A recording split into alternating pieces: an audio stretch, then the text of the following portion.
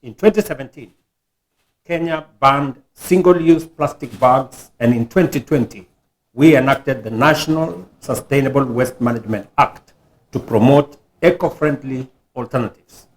Initially, there were concerns about job losses and cost to business, but through public awareness and strong government support, the private sector embraced environmental responsibility.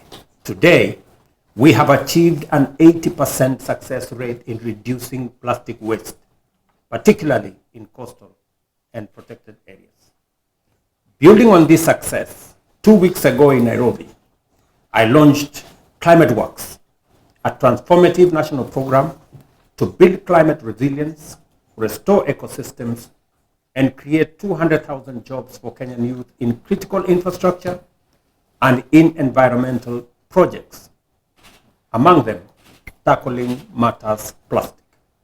This will also go a long way in strengthening our fight against plastic pollution.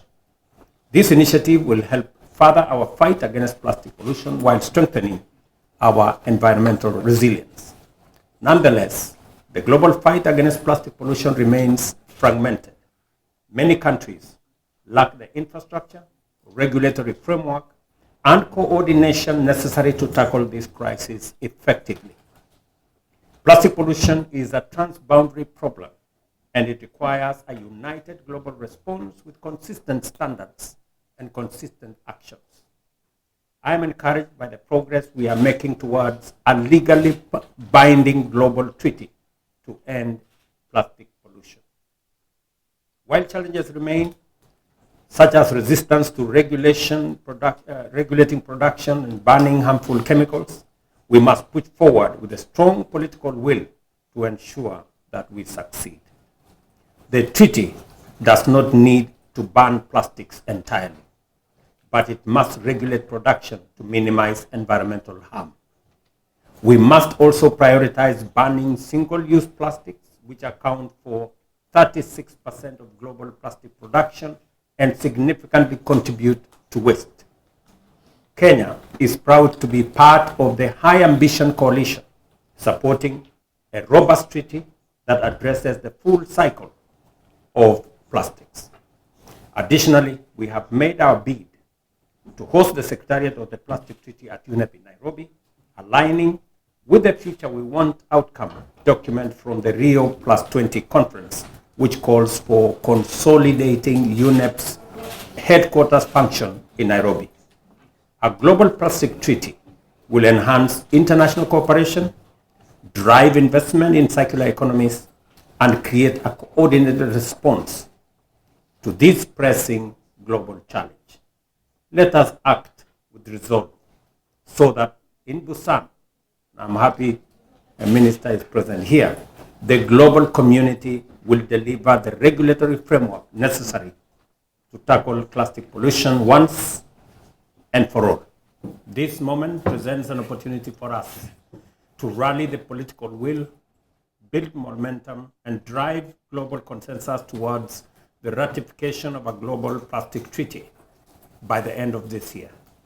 Your presence here today is a powerful statement to the commitment we all share in addressing the plastic pollution crisis. I want to take a moment to appreciate your dedication and to thank UNEP, and more specifically Madam Anderson here, and the Intergovernmental Negotiating Committee on Plastic Pollution Secretariat for their tremendous work in advancing this cause. Kenya remains firm in the commitment to environmental sustainability. We understand that preventing plastic pollution is important not only for our ecosystems, but for the well-being of the current and future generations.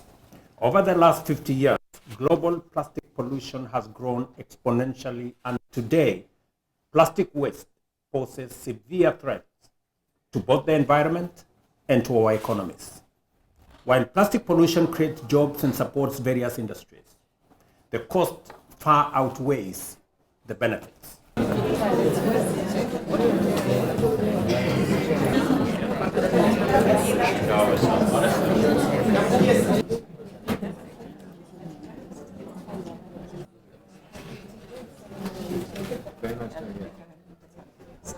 Hey, let's wish that we will get an input to build more momentum to go to the. It's a great honor and privilege to have you all here. Invention lost and how much all of this it is INC.